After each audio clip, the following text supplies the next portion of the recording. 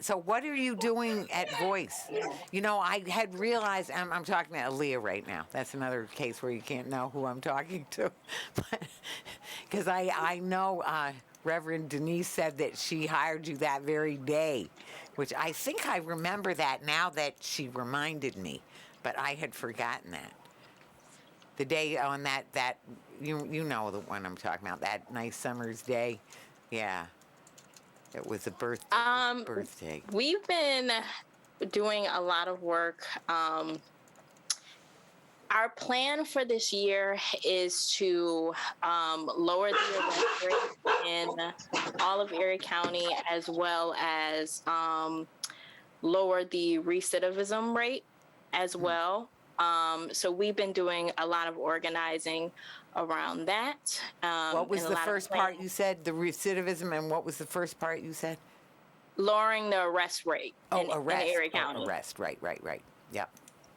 Oh, yep. Good. Okay, we're ready. So we've been doing a lot of work around that, and we are also looking to do some work around the school board election that's coming up as well. Oh, yeah, right. Well, that's one thing there's a mountain of. Facebook's ready when we're ready. Oh, okay. So let's make sure everybody has everything you need. Did you turn your phones off or have water if you need it, anything like that? I turned the clock back, so I'm all set. Are you all set? Oh, yeah. Okay. So, here. You know what? I am going to do one thing. Let's just take these things off. I have too many things hanging on me. And I didn't want to change it while we were taping. So, okay. So here we go. Okay, so everybody's ready.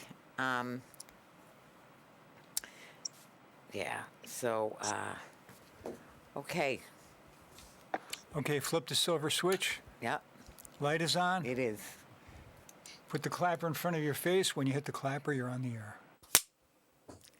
Welcome to Talking Peace, being recorded here in Think Twice Radio in the home of the future, thanks to our producer and friend, Richard Wicca. Thanks, Richard. And we're also coming to you on WBNY, Buffalo's original alternative radio station coming out of Buff State. So we're always very excited about SUNY Buff State and our friends there. Very happy to be on WBNY.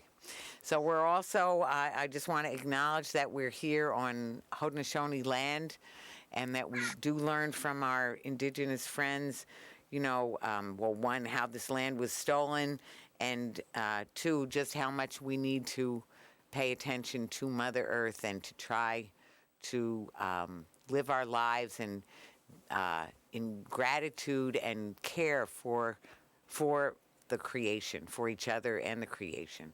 So we'll try and do that. And I think this show will be part of that. So I'm Vicki Ross. I'm the community coordinator now at the Western New York Peace Center. And we're very excited to have wonderful guests to talk about a very distressing or concerning topic. We're going to talk about the new sheriff and the new administration. I was debating whether to call it Meet the New Sheriff, same as the old sheriff, ? So let us talk about that. So I'm very excited to have here. We'll just go around as the Haudenosaunee do, go counterclockwise. So I'm going to start with Myles Carter, hi Myles, assalamu alaikum. You're on mute, I think. There we go. I'm not that old, I promise. No. No. Well, alaikum assalam. How are you? We're doing brief introductions, yeah? Yeah. Well, I was going to say, you know, as a former for sheriff, you know, you really are well, and as a chaplain at the Alden facility, the Alden Correctional Facility, you know your way, and plus as a very responsible, caring activist, you know your way inside and out of all these issues. Right. Well, I mean, like a lot of people in Buffalo, like, you know, the holding center and the jail has been part of my life for a very long time. Mm-hmm. You know, my father was incarcerated at the county jail that I'm the chaplain at. My mother, my aunt have been incarcerated at the holding center, the county jail. My brothers have gone through the holding center. Myself, when I was in foster care at the age of 12, I was a runaway. And when I turned myself in, I was processed down at Central Booking, which is attached to the holding center. And I was 12 years old. So, wow. From a very early age, I've got stories dating back to as old as my memory is with the jails here in Erie County. Right. Well, I'm sorry, but I want to say, I know that you're so well informed and so caring and compassionate and diligent about trying to make these changes happen, and we're going to keep right on. So, and I appreciate that. And speaking of keeping right on, so I'm going to say, and next, Aaliyah Williams. Aaliyah, who is, oh, wait a minute, I'm forgetting the name. You're the, what is it, what is the name of your function at Voice Buffalo? Yeah, I know you're organizing and working so hard with our friends at Voice Buffalo. What is it? The Live Free organizer. Live Free organizer, that's what I meant. Live Free organizer, right? That is right. Well, and I know you just from starting your community work that you've been doing, just trying to organize things and get people active and making the changes happen. So thank you for that. So, Aaliyah. And Rabbi Jonathan Freirich. Hi, Rabbi. Hi, it's an honor and a blessing to be here with all of you, and so nice to hear your land recognition for the land on which we are all blessed to be. And even though it has been taken, we hope to restore it to the blessings from which it came.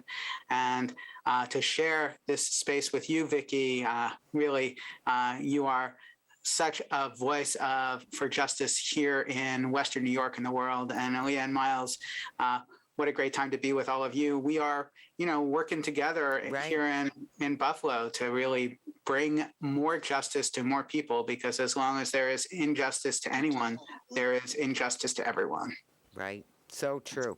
So true. And you've been working on this issue right along. I know you have, including as a board member for Voice Buffalo, but also just in the community, and and so we'll just keep right on. So one thing that we do like to do, and especially this is kind of a difficult conversation, so I think maybe it's always a good time to think about our values and what helps us, what inspires us, and what motivates us to keep doing what we do. So in that connection, I want to just go around again like we did and just share a value that you hold dear, that you want us to think of in this connection with this conversation and this issue.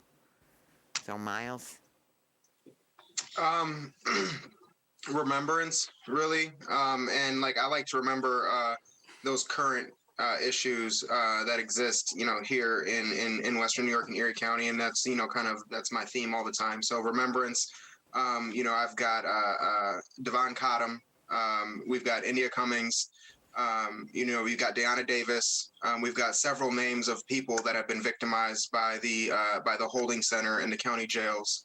Remembrance for those individuals. Right. We do, and through the whole criminal justice system. So yeah. So thank you for that. We will have remembrance. And Aaliyah. Alia? I would like to bring at the end of this, I would like to bring some sort of action. I feel like a lot of times we get together and we do a lot of talking about the issues, but we don't let people know what they can do to actually put forth change. So I just want to make sure that we all remember to let everyone know who's listening that they have power within themselves, so that we don't have to continue to see these people die in the holding center. Well, thank you for that. And actually, we do have that, in our sort of very rough outline of what we'll talk about, that we definitely are going to talk about what people can do at the end and action. So, but we'll make sure that we don't, sometimes we go on for a while and then it's like, oh, almost time, the show is almost over. So we'll make sure we make plenty of time for that, because you are so right. That is critical. And Rabbi Jonathan. So I just feel like listening and learning are at the heart of change, that we are in a place where people come to things hard and with a sense of thinking and knowing everything already. And I want to be a humble listener and learner along with everyone and figure out new solutions together. Well, that's a very good idea. And I love what you say about listening and learning. So listening, it's the old, we have 2 ears and 1 mouth, and that's for a reason. But the other thing is the learning. I had a boss who used to say, when people, she said she was quoting somebody else, but somebody said, when we think more about learning and less about knowing, we're all going to be a lot happier. So I think that's very true. So anyway, those are all wonderful values to uphold. I want to put out truth and love, because that is what this is all about to me. I mean, and so we're going to talk about the truth. That'll include truths that, as well as we know them or are trying to learn them, as the rabbi so wisely put, what we'd like to learn more about, and the things, but truth is, critical to love, because we have to have that basis of what's really going on. And then really in love, it's love that causes the activism. It's love that makes us want to do what we can do for each other, and stand up. Well, I was just quoting him of Cornel West saying, justice is what love looks like in public. So we need more justice, and that's what we're working on. So we're very happy. I want to introduce one other person who's, for those who, Myles, do you have somebody there who wanted that? He's just disappeared. So otherwise, He's in and out. He's in and out. Okay, never mind. He's the next generation. He's in training. Okay, so wait, what's your name? Zamir. Zamir. So Zamir is also with us. So he's listening. Are you listening and learning?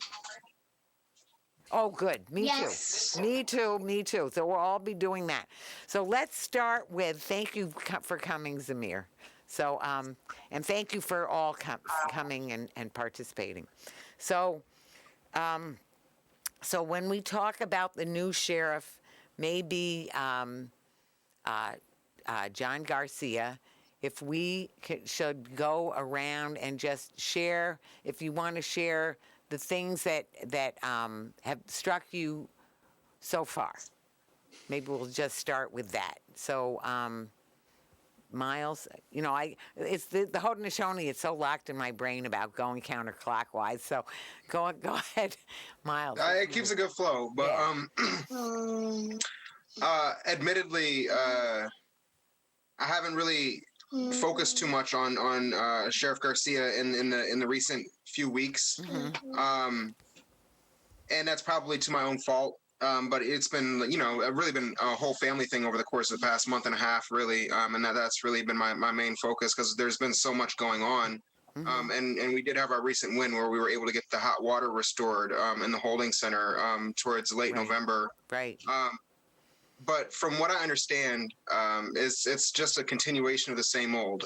From what I hear, Sheriff Howard, who is the atrocious and probably worst sheriff in the United States, who lost or who did not run for re-election, but he's appointed an administration seat in the Howard or in the Garcia administration. And maybe you can explain a bit more about that. To the rest of us, because I know you really had your thumb on the pulse with those things. But from what it looks like, it's like we're going to get the same old. There was some, I guess, publicity stunts or not necessarily sure what to call it, where there were a couple of deputies and a correctional officer that were arrested for contraband at the Alden Correctional Facility. I don't know what's come of those charges. I know that the court system is moving rather slow, and it's only been a couple weeks at this point. But I know that the deputy that was arrested, there was resisting arrest, and he tried to fight his arresting officer, which I believe was a state trooper, but I don't remember. And even with that, he was released on his own recognizance. Really? So it just kind of shows the disparity of kind of the justice system or injustice system we have here.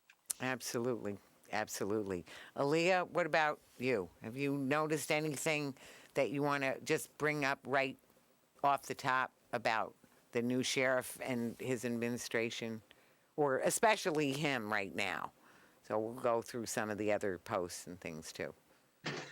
From what I see, to put it bluntly, I just see him as a younger version of former Sheriff Howard. Mm-hmm. I don't see much anything different happening, except like what Myles mentioned, which was just smoke and mirrors. Mm-hmm. I also feel like with this new appointing of Howard, giving him a position and wasting taxpayers' dollars, it reminds me how much there is a lack of checks and balances when it comes to the sheriff's office in general. I don't see how you could have a former sheriff who is known to be one of, if not the worst sheriffs in all of the United States, and then still go and give him a salary. So that's how I see it. Well, thanks, Aaliyah. It's Alia. Is it Alia, right? Alia. Alia. Yep. I'm sorry, because after I said it, I realized I was saying it wrong.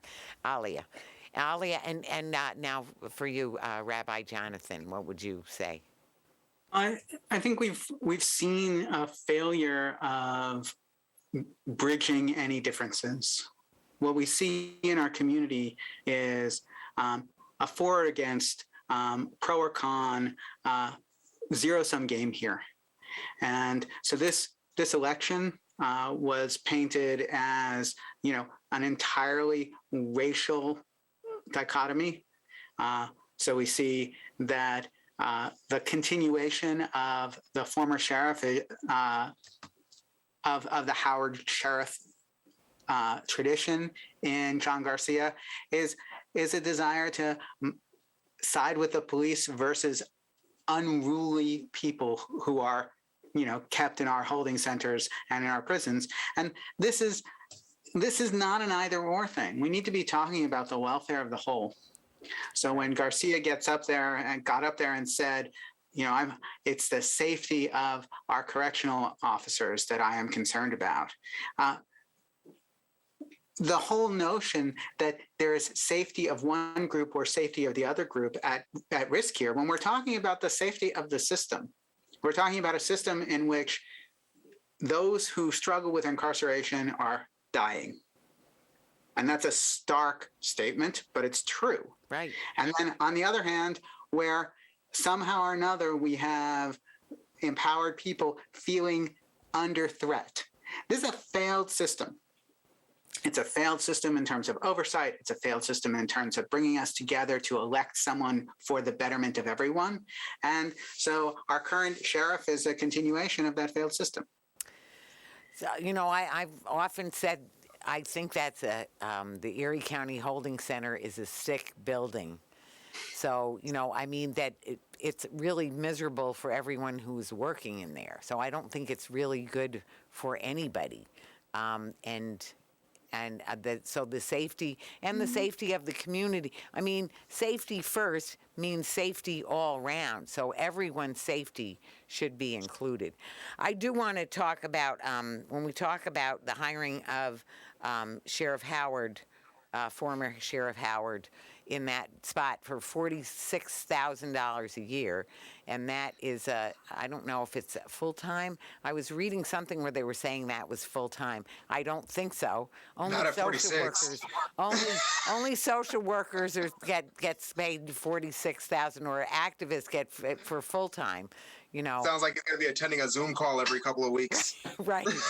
Well, Maybe, and because the he wasn't worst, even doing that when the he was worst sheriff. part. Well, first of all, there's so many things that there are so many things that we're glad to have people's children joining us on Zoom. So they're all welcome. Everyone's welcome on screen, or But anyway, what I wanted to say is.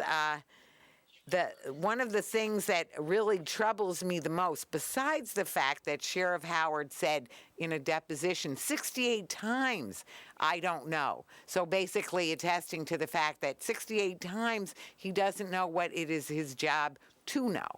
That we were, what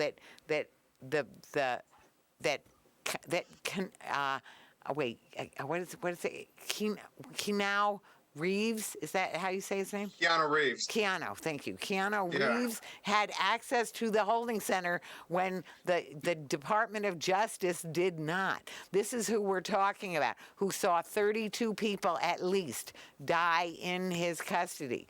This is the person who's now been hired to pick his brain, but worst of all, has been hired to oversee the permit applications for pistol permits, and this is the person who said repeatedly, sometimes under a Confederate flag, in his uniform, that he was not going to enforce the SAFE law, and you put him in charge of the applications for guns. I mean, that is just.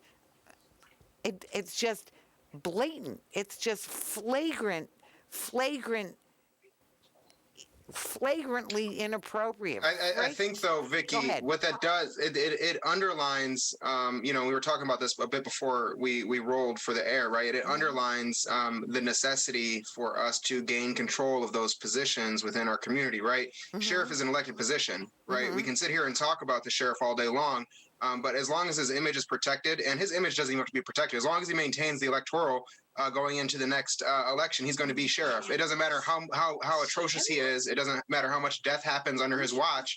As the example of Sheriff Howard, right. Right. And Erie County as a county, right, is large in part split as far as politics go.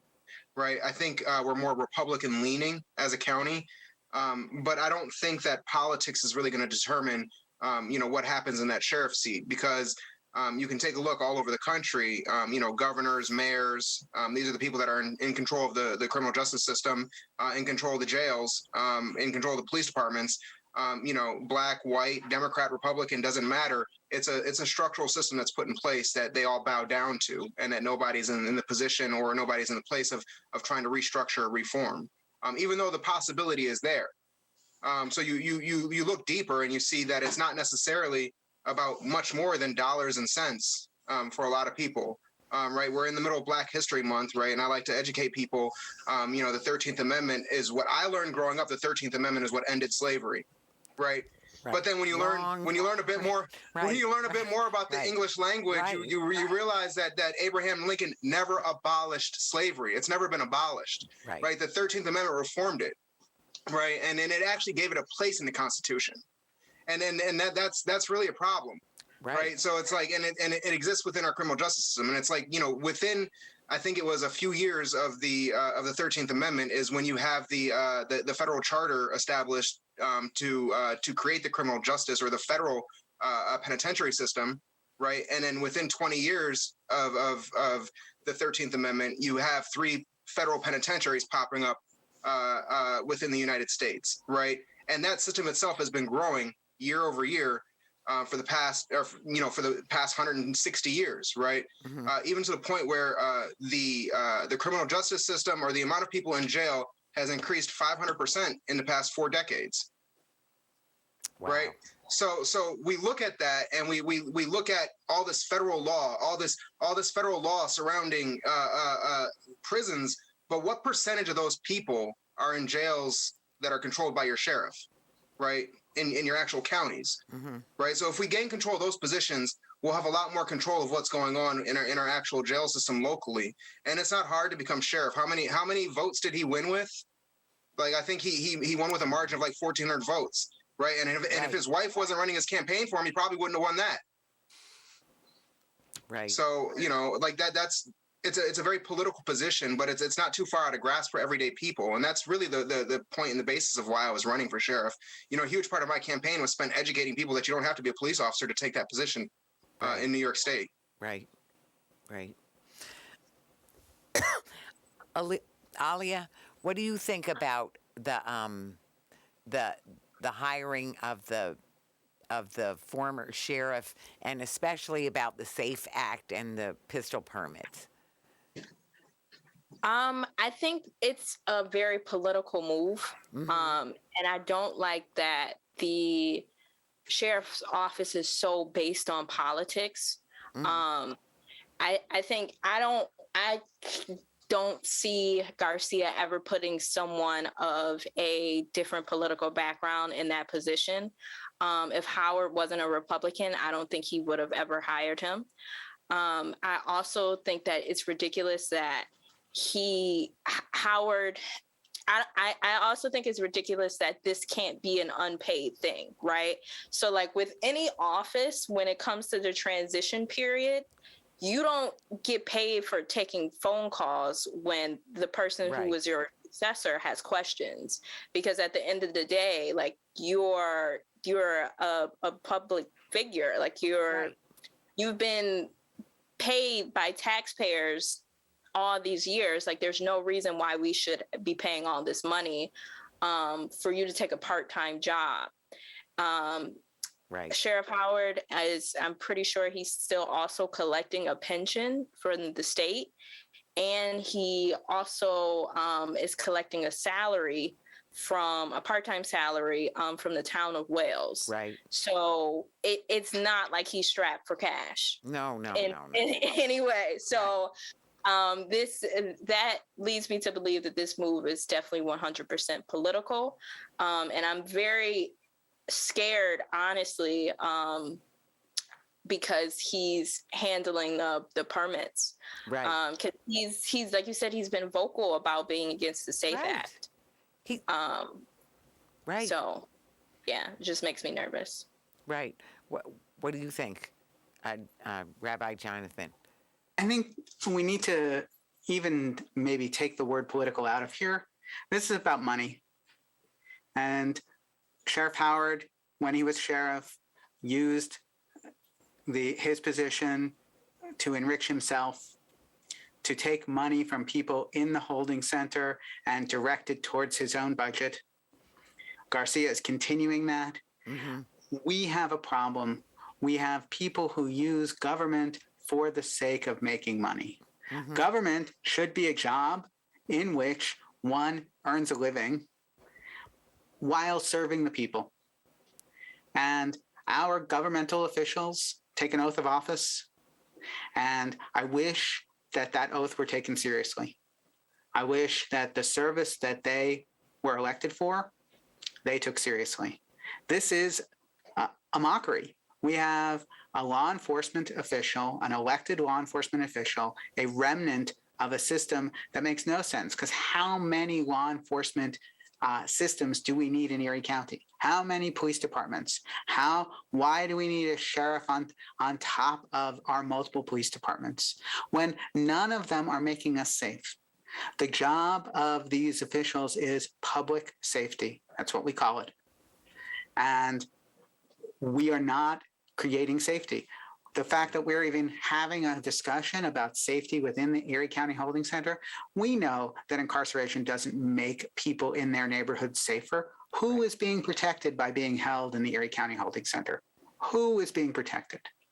And so we have an entire abnegation of duty on behalf of the Sheriff's Department.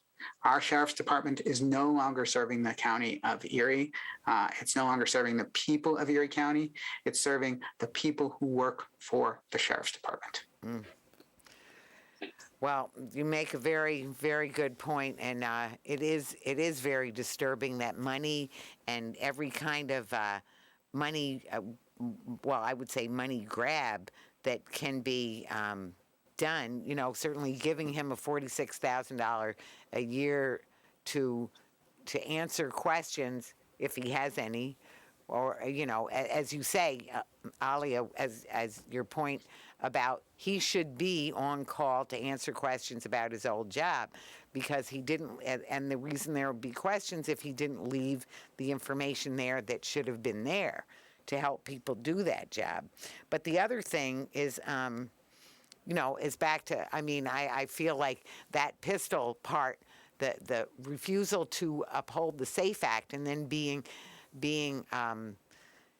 in charge of that piece of approving or processing the pistol permits is the epitome of the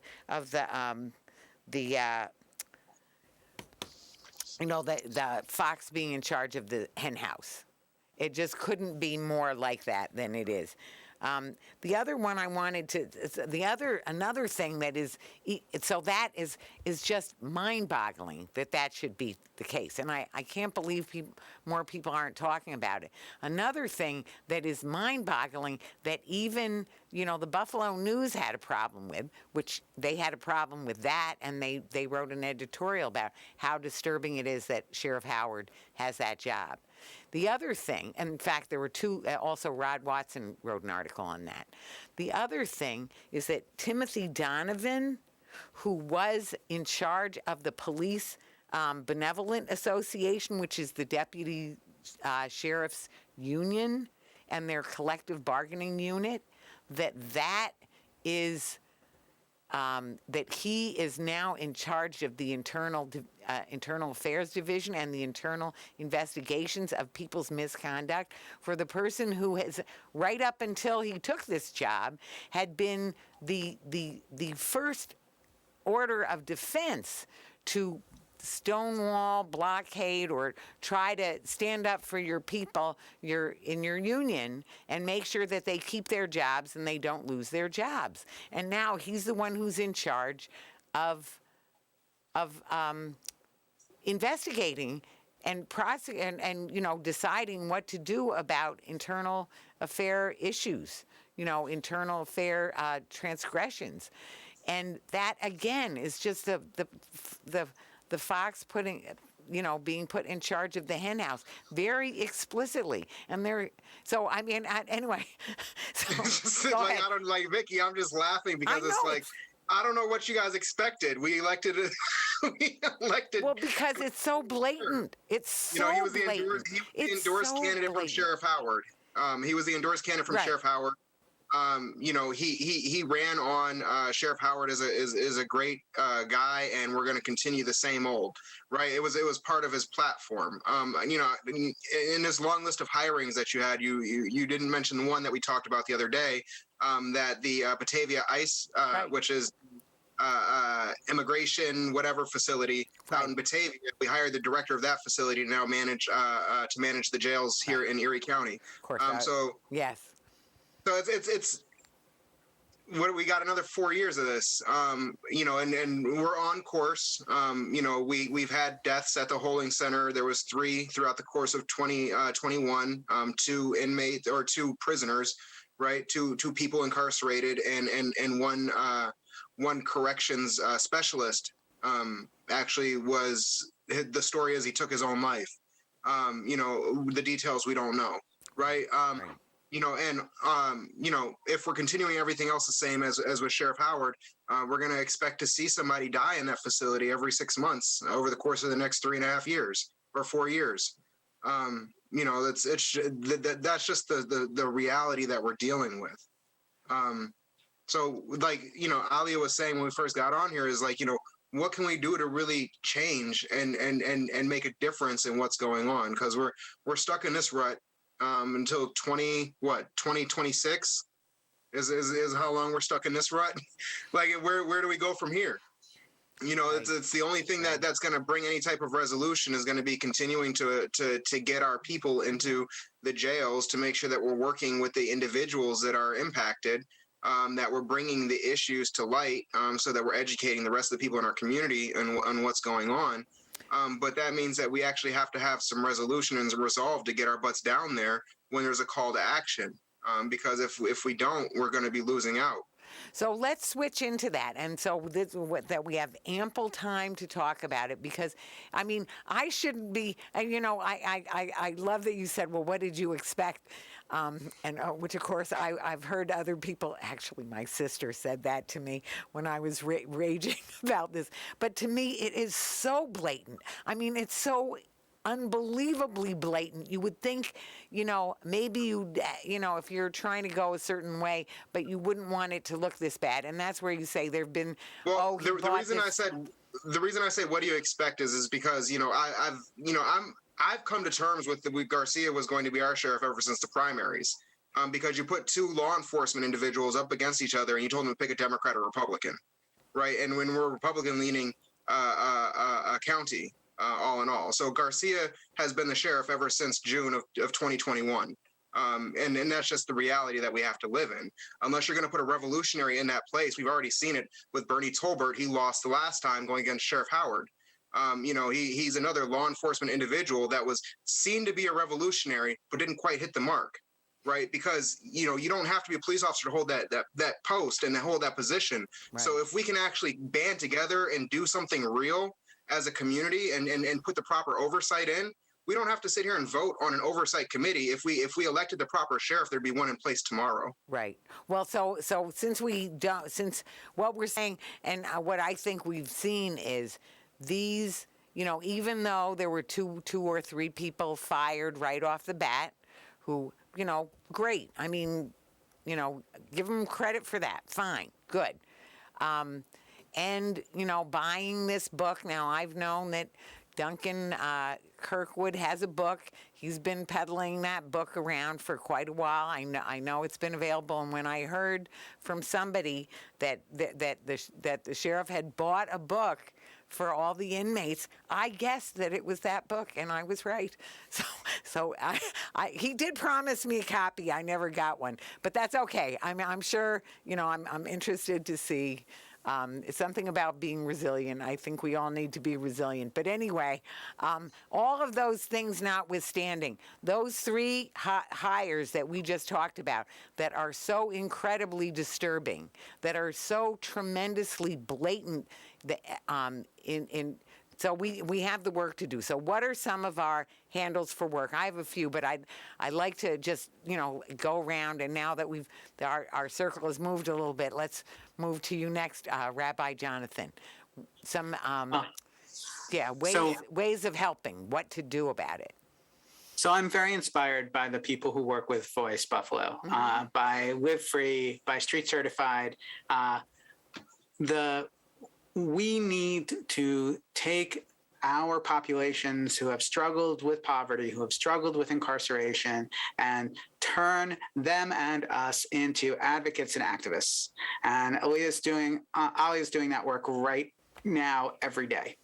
And what that does is build bridges in the communities in the neighborhoods most affected by incarceration and by poverty on the one hand.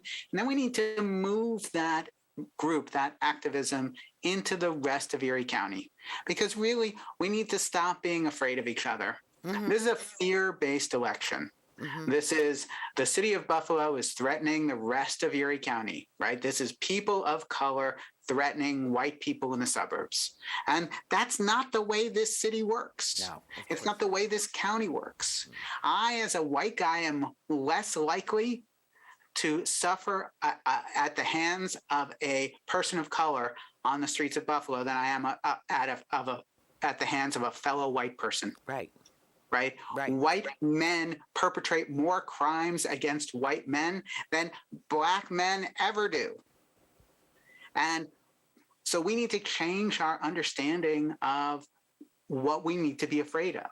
What we need to be afraid of is a group of people sitting in a governmental office, enriching each other at the impoverishment of the rest of us. Mm-hmm. And we need to stop seeing those people, whomever they are, who are struggling with incarceration as the enemy. They're not. They're us. Right. We are us. Right. We are all in Erie County Holding Center. We are all struggling in Alden in our jails. It is us.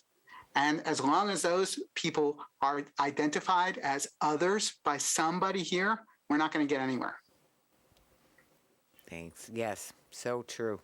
So Alia, would you tell us a little bit more about the Live Free and how that works? Some of the things that you're working on with that program. So we have a campaign by the name of Street Certified. I am actually not the head of Street Certified. My coworker John Smith. And it is a group of justice impacted and formerly incarcerated people who work together to bridge the gap between people who are justice impacted and formerly incarcerated and other citizens in the community. They are currently working on things like having restorative justice circles, calls of actions, and telling their stories about different things that they have experienced within the holding center and within other prison facilities in all of Erie County and New York State. And what about Live Free? I still want to know about that one too. What is that, and how does that fit in with all of this? So Live Free, so Street Certified is actually under Live Free. And our Live Free campaign works for racial justice. It's a racial justice task force. Like I said, this year, our plan is to lower the recidivism rate in all of Erie County, as well as lower the arrest rate in all of Erie County. We're looking to increase voter engagement as well. Wow. So yeah, Yes, those are some of the things we're working on. And I know that last one is one I've seen you working on. So I know there's all of that is so important, so critically important. I also want to say that I feel like one action we all tend to forget sometimes in this is the importance of making noise. I think in 2020, with the whole thing that happened with George Floyd, I think we've seen a lot of things get done, unfortunately, because of that tragedy. And not enough things got done, Right. But some things did get done. And I think that with Sheriff Howard being nationally known as one of, if not the worst sheriffs in all of the country, and John Garcia basically planning to follow suit, I think this is something that can easily make some noise nationally. And I think that over the past couple of years, we've seen just how protest and getting people's stories out on social media has brought some change. I don't think it's going to do everything we need to get done, but I think it's something we need to look more towards using as a tool to make the change happen that we want to see. Well, actually, on that note, I have to mention, so thank you, absolutely, you're so right, and all of that is very valuable work, and certainly making noise is absolutely critical. One of the things I want to remind people is that the Western New York Peace Center holds down a vigil that is a long-standing vigil that started really at the beginning with of Sheriff Howard's reign of terror.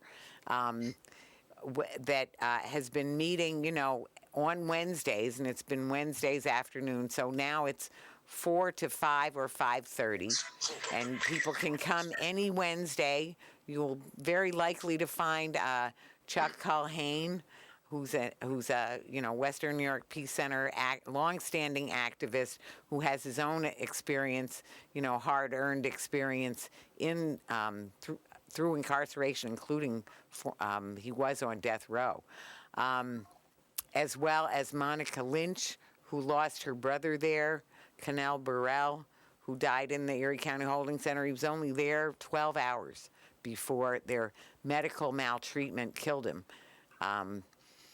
and you know, he was just he was in diabetic shock, and somebody gave him a peanut butter sandwich. You know, medical person. So so any Wednesday, people can come down, and I would encourage people to come down. One of the things is also to learn. Back to that learning thing, you know, when we're down there, when somebody's coming out, I know, you know, Chuck or any of us are very apt to go up to the person who's being released, see what kind of condition they're in, whether they have what they need, whether they're, you know, do they have socks? You know, do they even have shoes? Which Monica will tell you how her son was released once with no shoes. Anyway, so I just want a little reminder about that vigil every Wednesday from 4 to 5:30. Now, what would real you? quick, Yes, go ahead. one of the things that Alia had mentioned is recidivism, right? Yes. And you know, and this one, you know, it's close to home because like everybody I know that has been to jail, you know, they started out at the holding center, then they went either to county or state. You know, not too many people I know have gone federal, but a lot of people, you know, start out at the holding center, Right. go county, then eventually go state. Right. Right. So they've gone back several times. So like the first stop is usually the holding center because they've got arrested on some minor charge. Right, and then it gets a little bit serious next time, and they're up, you know, in Alden for, you know, a couple months while they're going through trial or what have you. And then, you know, if something happens again, maybe they go upstate. But recidivism is just one of those things that, you know, it's we forget how simple it is to solve so many of the issues of the people that are sitting in jail. You know, we throw $150 million a year at our sheriff's department.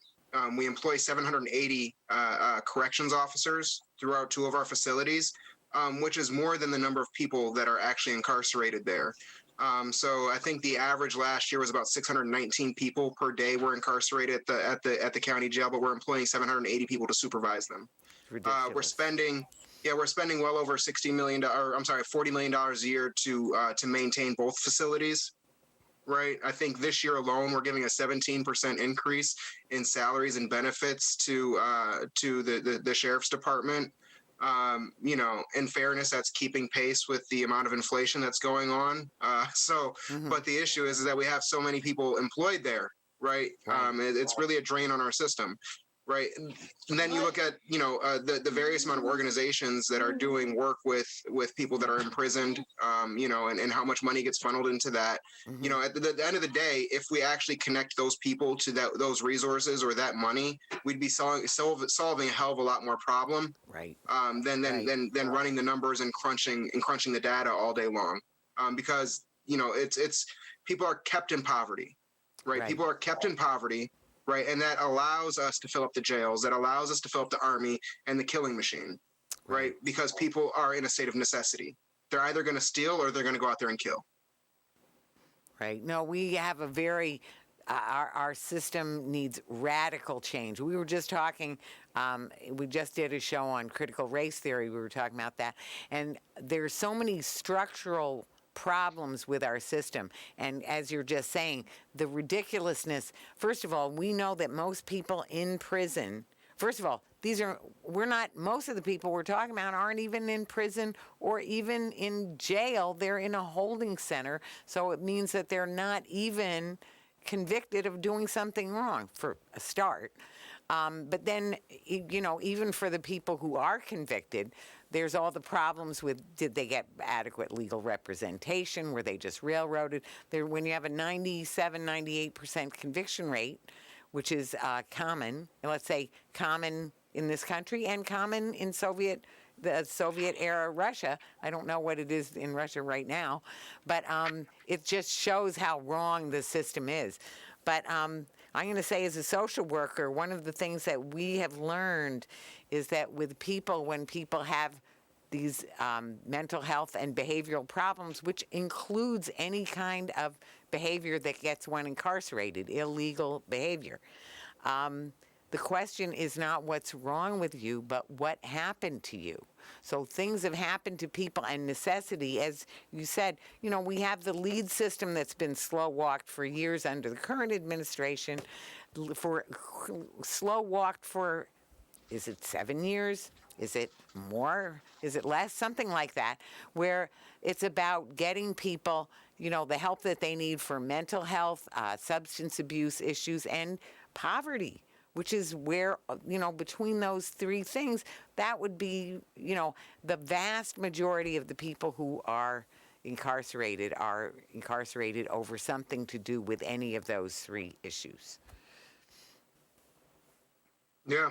And then it's like, substance abuse, even when somebody's abusing a substance, it's perpetuated when you're in poverty.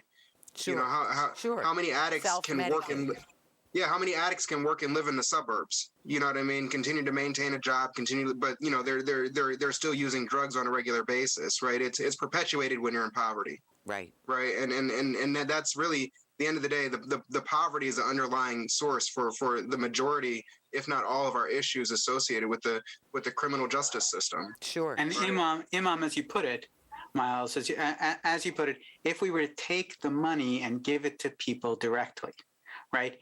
What we have seen in the last couple of years with the pandemic is the degree to which people struggling with poverty can alleviate poverty when given the money to spend it appropriately to address their own issues. Right. We have had more progress on poverty with the relief programs in the wake of the pandemic than we have had with any other anti-poverty program in decades. Right. Why? Because it turns out people who are struggling with poverty know how to alleviate poverty if they have the money to do something about it. Right.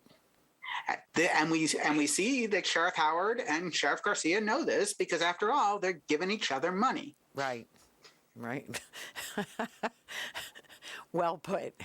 Well, we do have so much to do in this area. So, as we're saying, it's not just in this area because it's connected to all these other areas. The racism that is rampant, that is pervasive in our society,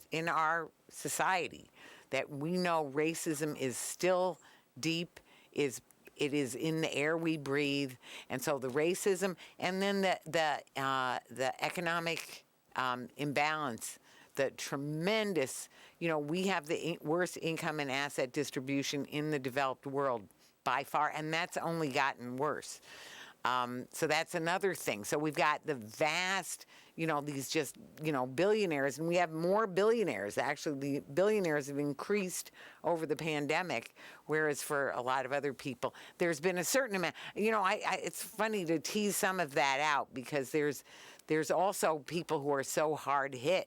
So there's a lot going on economically right now. But the one thing that's clear is that our current system has not worked, and it has been, led to capitalism, just rampant predatory capitalism, so those things are all factoring into the criminal justice system as it stands. So. Actually, we're getting close to finished. So I want to say one other thing I want to shout out about is the Correction Specialist Advisory Board, which has been meeting, and those meetings are open to the community on Zoom. I don't think people can speak at them, but people can learn and listen, and then continue to work on these issues. So that's another thing that's going on that you and I need to talk a little more about, Myles. The public can speak. They just have to submit the request ahead of time. Oh, okay. So well, that's what I meant. You have to be put on the program to, speak, but people can, be part of the agenda and bring things to the committee. So, So are there any other things where maybe I think why don't we just do a quick round for final words? That's actually really all we have time for. And then please include anything that we didn't include in terms of things that you're thinking of that we can do to do something about this. And one of them being on this show, we are publicizing those issues. So I thank you very mightily for that. So anyway, Rabbi, please. Oh, I'm just, again, really honored to be here with people who care deeply and understand that speaking is not enough. We have to take action. And sometimes that action is, one-on-one with our neighbors and learning more about who we are together as a county and as a city. And sometimes that action is taken to the streets. And sometimes that action is as simple as making sure we get out and vote. So That's all I have to say. Thank you. Thank you. Alia. I just want everybody to use their power. We are living in a time where you can one tweet or one